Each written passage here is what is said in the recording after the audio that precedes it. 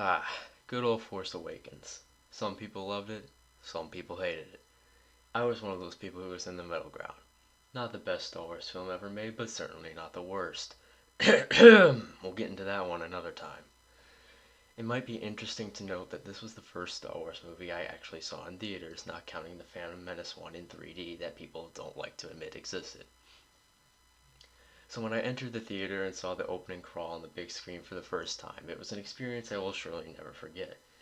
Personally, I felt that The Force Awakens started out pretty strong, with an opening that vastly resembled A New Hope. Now, while we're on the topic of similarities, I'd like to point out that this movie borrows way too much from A New Hope for my liking, which ordinarily wouldn't have been a problem if J.J. Abrams didn't overdo it and bring in Starkiller Base. It got to the point at the end of the film where copy-paste tactics started to become annoying and ruined some otherwise great scenes. But anyway, back to the movie's opening. There's an imposing shot of a First Order Star Destroyer as some shuttlecraft and other ships detach and make their way down to the surface of Jakku, this trilogy's Tatooine. I think I'm going to make a counter for how many things this movie borrows from A New Hope, because oh boy, there's a lot. I mean, that's two already.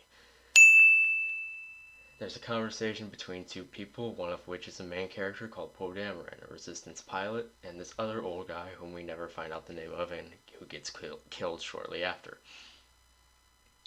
He gives Poe a flash drive, which is supposed to be a map to Luke Skywalker's current location, because remember, according to the title crawl, he vanished. Ooh, spooky, right? Then an astromech droid by the name of BB-8, who is also supposed to be this trilogy's R2-D2, there's another to add to the counter, comes rolling in saying, "Hey Poe, we gotta get out of here." Poe runs out and oh no, it's the First Order and they're coming for him and his droid. So he's gotta run to his X-Wing fighter and try to get the heck out of there. Side note, why do these people have guns?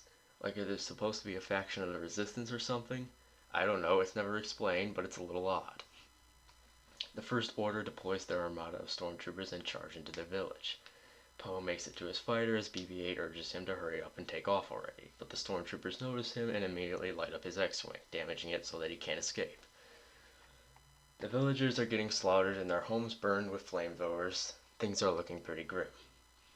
Poe gives the flash drive to BB-8 and tells him to run away with it and that he'll come back for him. The two part ways and Poe charges back into the village, blaster in hand.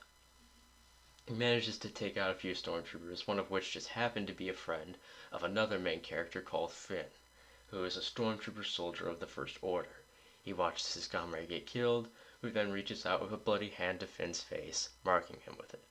Finn then looks up at the battle and chaos around him. This is a damn good scene, as it suits to non-verbally characterize how he's dealing with the situation he's in, and is done very well. Then, oh shit, here comes the big bad guy ship. The ramp opens and it's our main villain, Kylo Ren. Now the scenes here between the old man and Poe serve to give Kylo a threatening presence and characterize him without showing his face or true identity. Very akin to Darth Vader in A New Hope, with Leia.